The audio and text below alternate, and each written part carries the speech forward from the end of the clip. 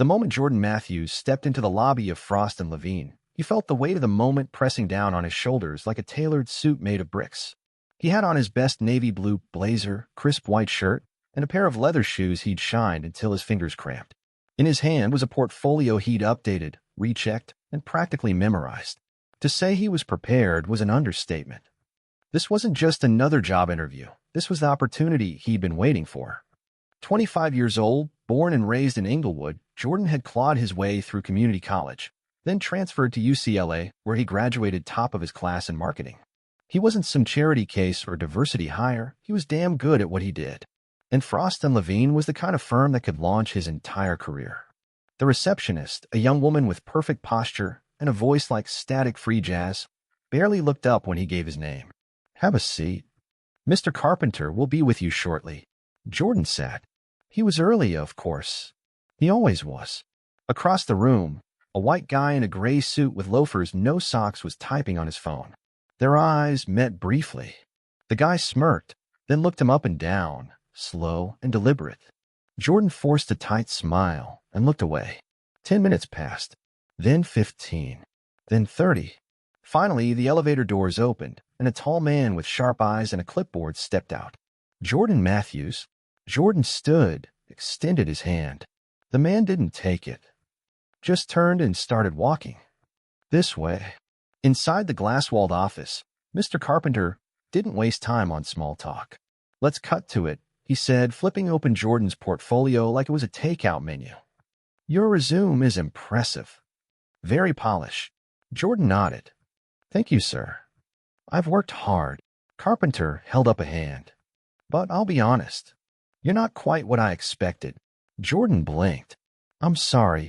Carpenter leaned back in his chair, his tone casual but icy. "We're looking for someone who fits with our company culture. Someone who understands our clientele. A certain image." Jordan didn't say anything. He knew what was being said and what wasn't. Carpenter smiled, thin and sharp. "You know how it is." Jordan didn't smile back. "No, actually, I don't." There was a pause. Heavy. Uncomfortable. Jordan could hear the faint hum of the AC unit, the ticking of the clock on the wall. The moment stretched. Carpenter finally closed the folder and said, "We'll be in touch." That was it. No handshake. No follow-up questions.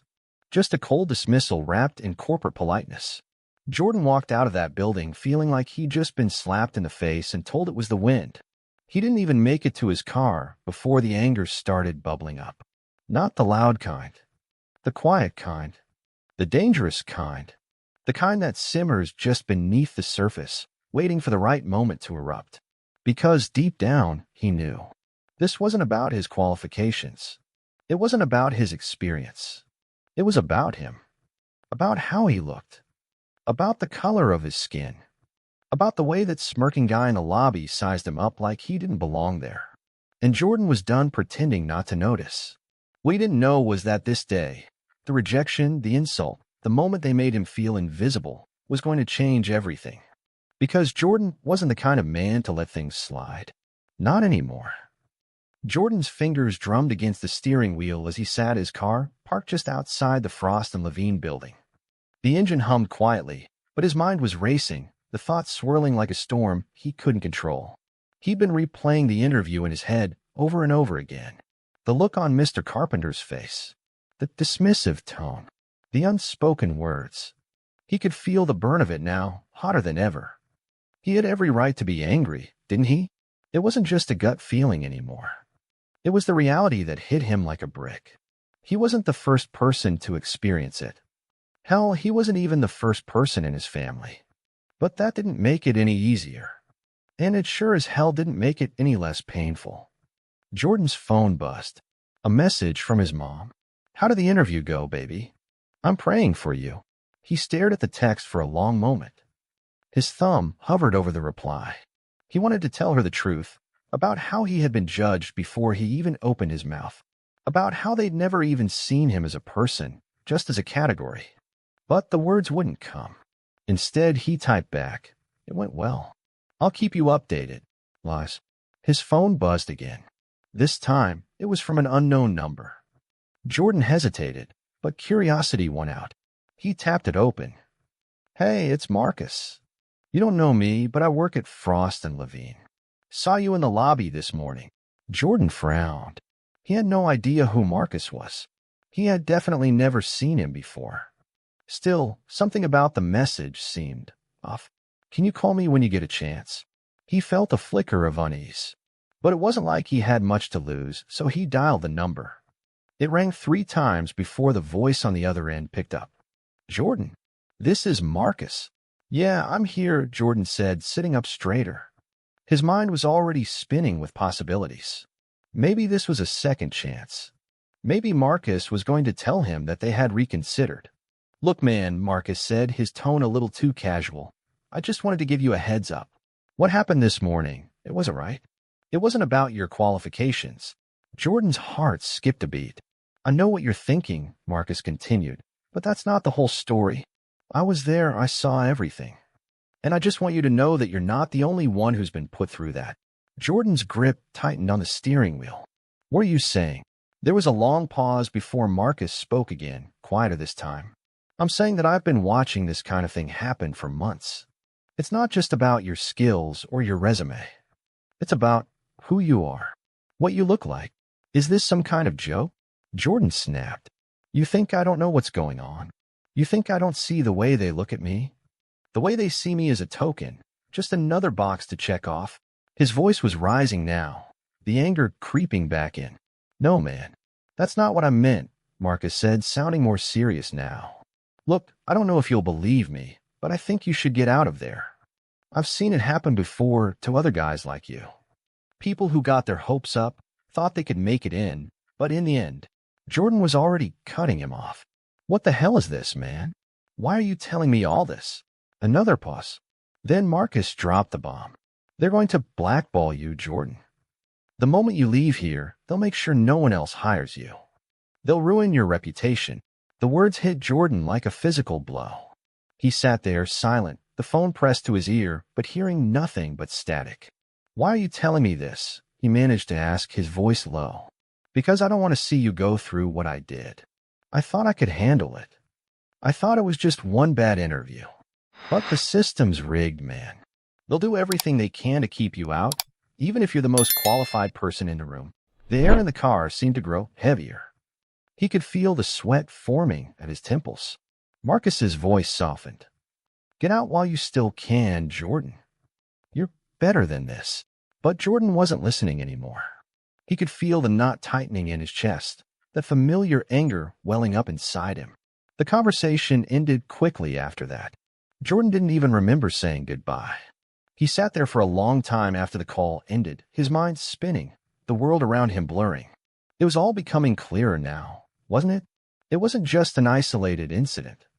It wasn't a misunderstanding. This was real. He'd never been naive. He knew racism existed, but it had never been so personal before. It wasn't just some abstract thing happening to other people. It was happening to him. Jordan's hands clenched into fists. He couldn't just let this go.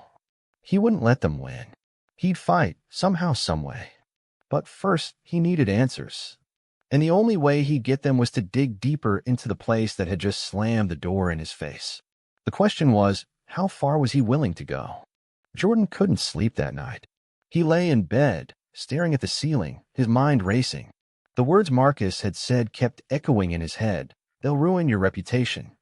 It was the kind of threat that didn't just disappear. It lingered like smoke, curling into his lungs, suffocating his every thought. He kept replaying the interview in his mind, the coldness in Mr. Carpenter's eyes, the way he dismissed him without a second thought. Jordan had seen it. He'd felt it. It was more than just a rejection. It was a calculated move to make sure someone like him would never get in. The problem was, Jordan didn't know how to fight something that wasn't visible.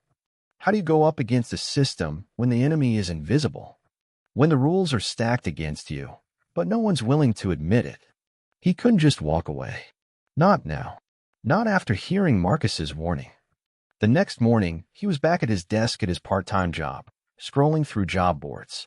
But his mind wasn't focused on finding new positions. Instead, it was on Frost and Levine, on the people who ran the place.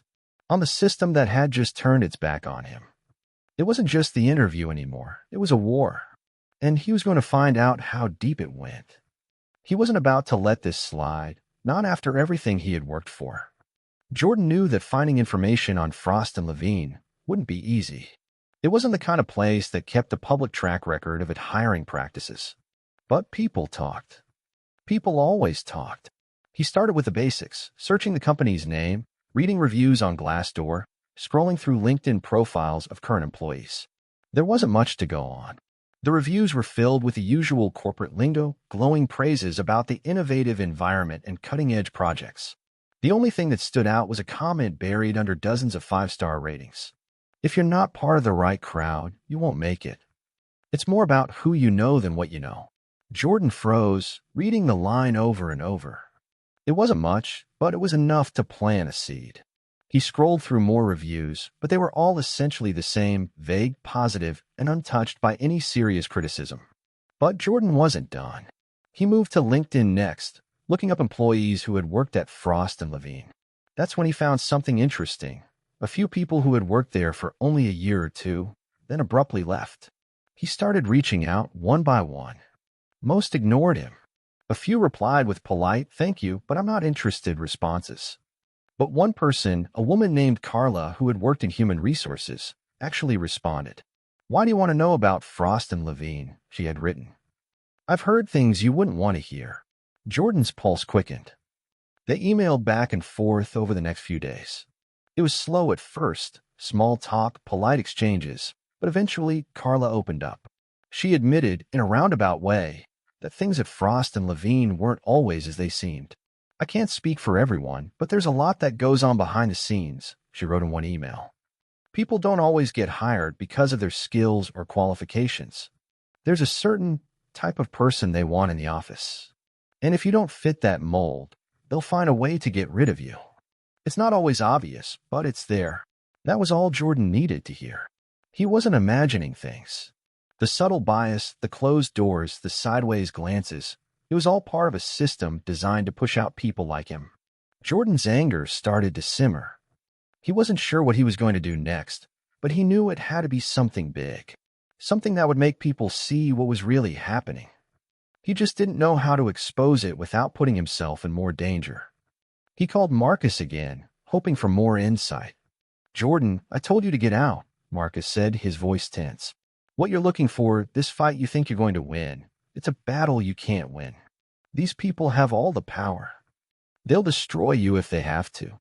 "I don't care," Jordan shot back, his voice harder than before. "You warned me. Now you need to help me. I can't just walk away from this. They did this to me because I'm black. That's the bottom line.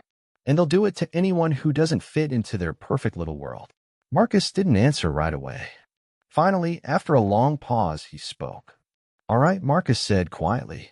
"If you're serious about this, there's one person you need to talk to. His name is Jamal. He used to be one of the higher-ups at Frost and Levine. He got out a while ago after some trouble. He knows more than anyone about what goes on behind closed doors. But be careful, Jordan. People like him don't just give up information easily." Jordan didn't hesitate. He immediately began searching for Jamal. The search was harder than he expected, but after a few hours of digging, he finally found an old Facebook profile. No pictures, just a few cryptic posts about the real world and fighting for what's right. The last post had been a year ago. The message he sent was simple, direct, and honest. "I need to talk to you about Frost and Levine. I think I'm being blackballed. Please, if you can help, I'll listen to whatever you have to say." He hit send, then sat back, the weight of the situation settling on him. He didn't know what he was getting into, but he was past the point of no return. He wouldn't stop until he had the answers. The next few days were a blur.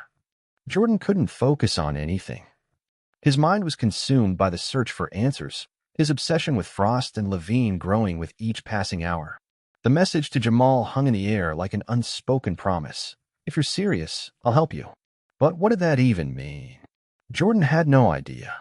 The cryptic posts, the quiet warnings, it all felt like pieces to a puzzle he wasn't sure he wanted to solve.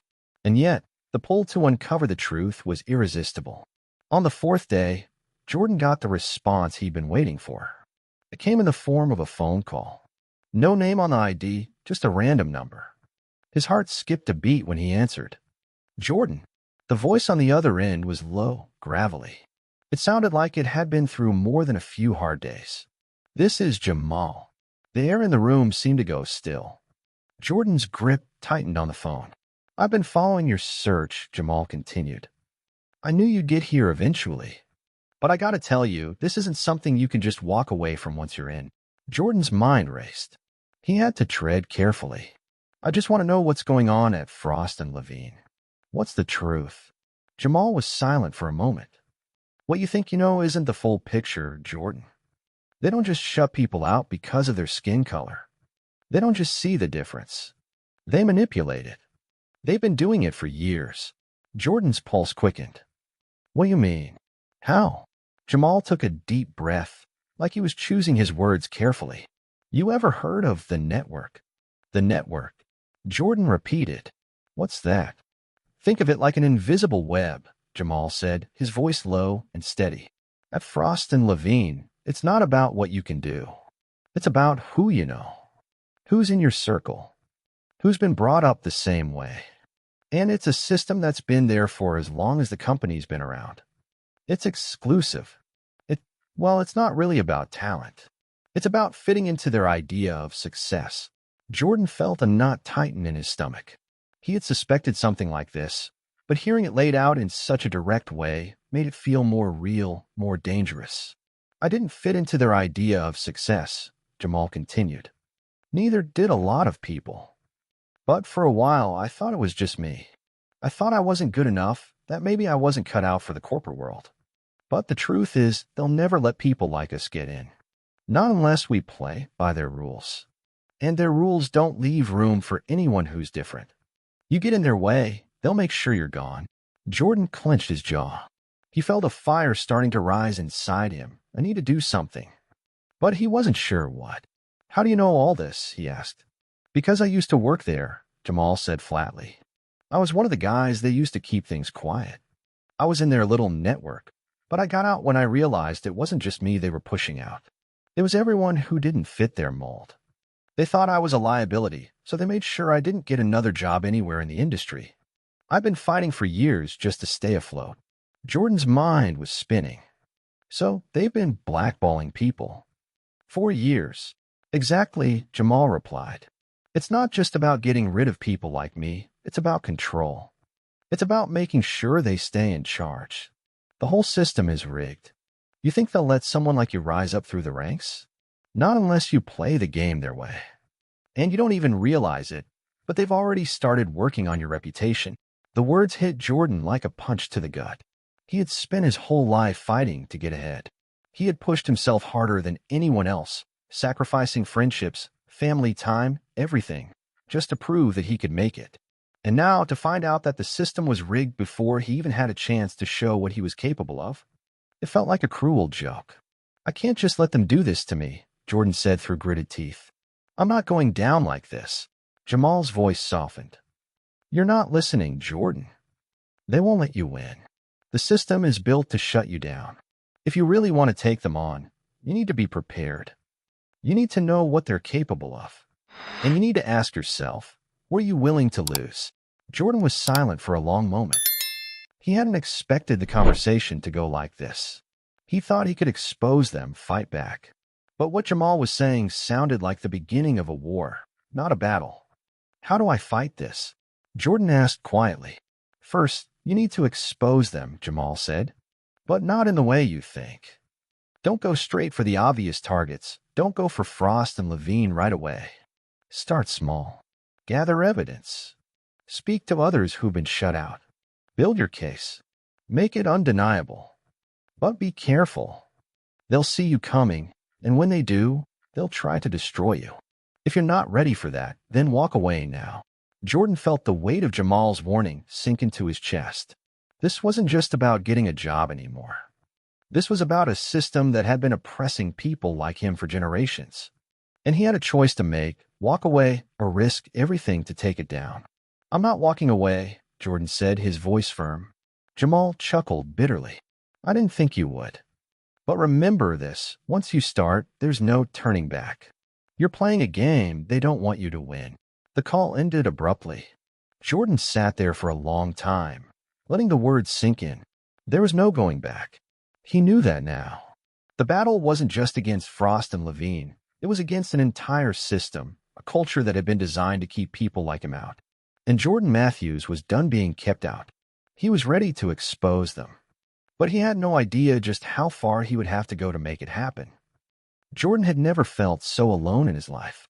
But he also knew he couldn't back down now. Not after everything. Not after everything they had done to him and so many others. He'd spent weeks gathering everything he could, talking to former employees, digging through old files, tracing back every questionable decision Frost and Levine had made.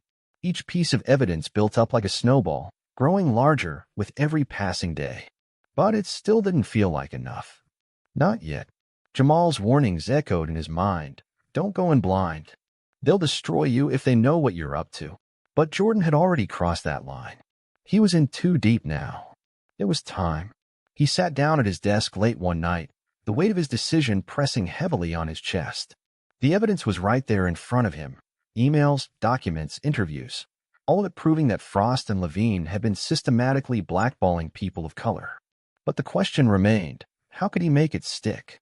How could he make the world see what was really happening behind the polished facade of a company that claimed to be a leader in the industry? He thought about going to the press. He thought about exposing everything in one explosive article. But that would be too easy. They'd bury it. They'd twist the story.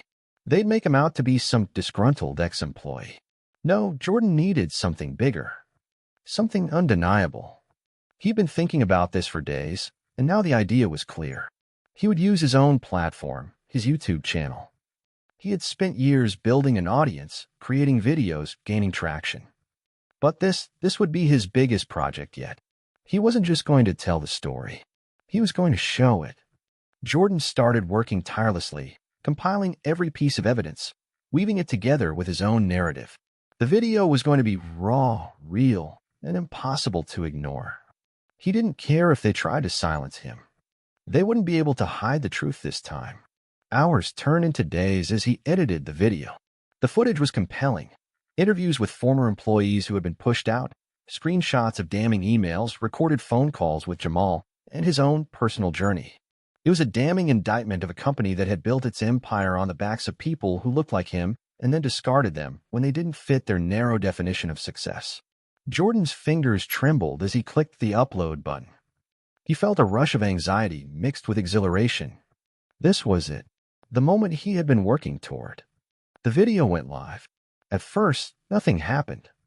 The views trickled in slowly, maybe a few hundred in the first hour. Jordan watched the numbers, his stomach churning. He had no idea if people would even care. But then something unexpected happened. The comments started flooding in. People were shocked, angry. They shared their own stories, their own experiences with discrimination. The hashtag Frost and Levine Exposed started trending. News outlets picked it up. The video was shared across social media, across forums, across groups that had been fighting the same battle Jordan had been. By the end of the day, the video had over 1 million views. Jordan couldn't believe it.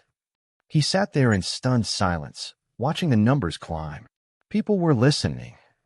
People were talking. The system was starting to break. But the real shock came the next morning. His phone rang, the number unfamiliar. He answered it, not knowing what to expect. Jordan Matthews. The voice was calm but cold. "This is Mr. Carpenter from Frost and Levine." Jordan's heart skipped a beat. "What do you want?" "I want to offer you a deal," Mr. Carpenter continued. "A generous settlement. You take down the video, stop your crusade, and we'll ensure you're compensated for the inconvenience. You've made your point. Now it's time to end this." Jordan's grip on the phone tightened. He could hear the threat hidden beneath the offer. It was the same old corporate tactic, buy him out, silence him before the damage could be done. But Jordan wasn't going to back down. "You think I'm going to sell out for a paycheck?" he spat. "No. This isn't about money. This is about making sure no one ever goes through what I did again. This is about giving people a chance to speak up without fear. You wouldn't have to do more than offer me money to shut me up. Mr. Carpenter's voice grew colder. You don't know who you're messing with. You'll regret this. But Jordan didn't care anymore. He had a voice, and it was loud. He had the truth, and he wasn't going to let it be buried. Over the next few days, the fallout was swift and brutal. The video had sparked a movement, a wave of anger and support that couldn't be ignored. Frost and Levine tried to salvage their reputation, issuing vague apologies and promising internal investigations. But it was too late. The damage had been done. And Jordan? He was no longer just another job seeker. He was a symbol, a voice for those who had been silenced, for those who had never had a chance to speak out against the system that had kept them down. He knew the battle wasn't over. But for the first time in a long time, Jordan felt like he was winning. The fight wasn't just his anymore. It belonged to everyone who had been shut out, who had been told they weren't good enough. Together, they were stronger than any system that tried to break them.